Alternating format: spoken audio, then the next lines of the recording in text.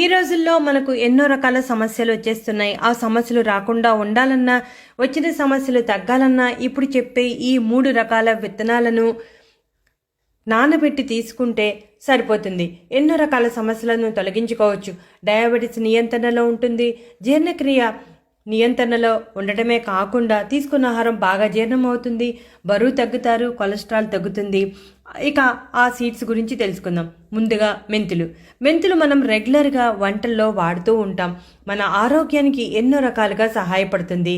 రక్తంలో చక్కెర స్థాయిల నియంత్రణలో ఉంచడానికి చాలా ఎఫెక్టివ్గా పనిచేస్తుంది. దీనిలో ఫైబర్ సమృద్ధిగా ఉండటం వల్ల అజీర్ణం, కడుపుబ్బరం, మలబద్ధకం వంటి సమస్యలను తొలగిస్తుంది. ఖాళీ కడుపుతో ఉదయం నానబెట్టిన మెంతులను తీసుకుంటే కొలెస్ట్రాల్ తొలగిపోయి గుండె ఆరోగ్యంగా ఉంటుంది. తీసుకున్న ఆహారం బాగా జీర్ణం అవటం వలన బరువు తగ్గుతారు. జుట్టు రాలే సమస్య తొలగిపోతుంది. ప్రతిరోజు పావు స్పూన్ మోతాదులో నీటిలో వేసి రాత్రి సమయంలో నానబెట్టి మరుసటి రోజు ఉదయం నానిన మెంతులను తింటూ ఆ నీటిని తాగితే సరిపోతుంది. లేదంటే మెంతులను పొడి రూపంలో కూడా తీసుకోవచ్చు.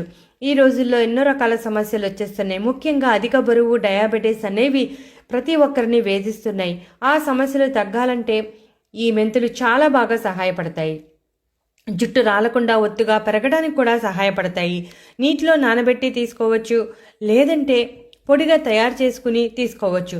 మెంతులను ఏ రూపంలో తీసుకున్నా మంచి ప్రయోజనాన్ని అందిస్తుంది. కాబట్టి తీసుకోవడానికి ప్రయత్నం చేయండి. ఇక ఆ తర్వాత ఫ్లాక్స్ సీడ్స్ అంటే అవిసె గింజలు. దీనిలో ఒమేగా 3 ఫ్యాటీ యాసిడ్స్ చాలా సమృద్ధిగా ఉంటాయి. అలాగే ప్రోటీన్ నిండిన సూపర్ ఫుడ్గా చెప్పవచ్చు. గుండె ఆరోగ్యాన్ని మెరుగుపరిచే alpha linoleic acid, omega 3 fatty acid సమృద్ధిగా ఉండటం వలన రక్తపోటు నియంత్రణలో ఉండటమే కాకుండా చెడు కొలెస్ట్రాల్ తొలగిపోయి మంచి కొలెస్ట్రాల్ పెరగడానికి సహాయపడుతుంది.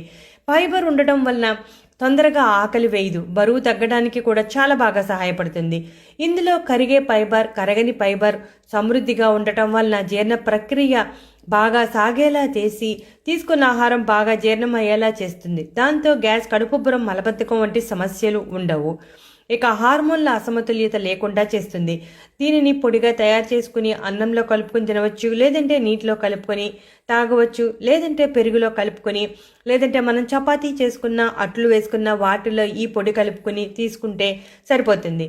నానబెట్టి కూడా తీసుకోవచ్చు. ఇక ఆ తర్వాత నల్ల ఎండు ద్రాక్ష, వీటిని బ్లాక్ రైజిన్ అని కూడా అంటారు. దీనిలో యాంటీ ఆక్సిడెంట్స్, ఐరన్, ఫైబర్, విటమిన్లు సమృద్ధిగా ఉంటాయి.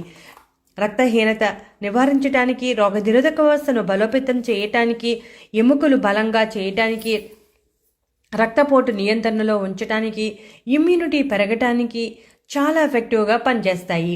దీనిలో ఐరన్ సమృద్ధిగా ఉండటం వల్ల రక్తంలో హిమోగ్లోబిన్ స్థాయిలను పెంచుతుంది.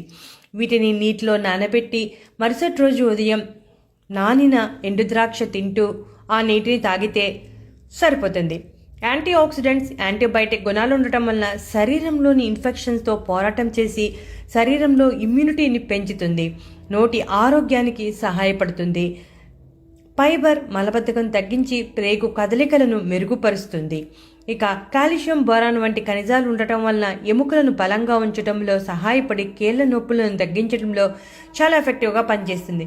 రాత్రి సమయంలో 5 నల్ల ఎండుద్రాక్ష తీసుకుని నానబెట్టి మరుసటి రోజు ఉదయం తీసుకుంటే సరిపోతుంది.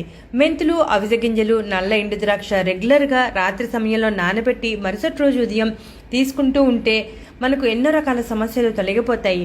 ముఖ్యంగా రక్తహీనత, జీర్ణ ప్రక్రియ, డయాబెటీస్, అధిక బరువు, ఇలా ఎన్నో రకాల సమస్యలకు చెక్ పెట్టాలంటే ఇటువంటి ఆహారాలను రెగ్యులర్గా డైట్లో తీసుకోవాల్సిన అవసరం ఎంతైనా ఉంది.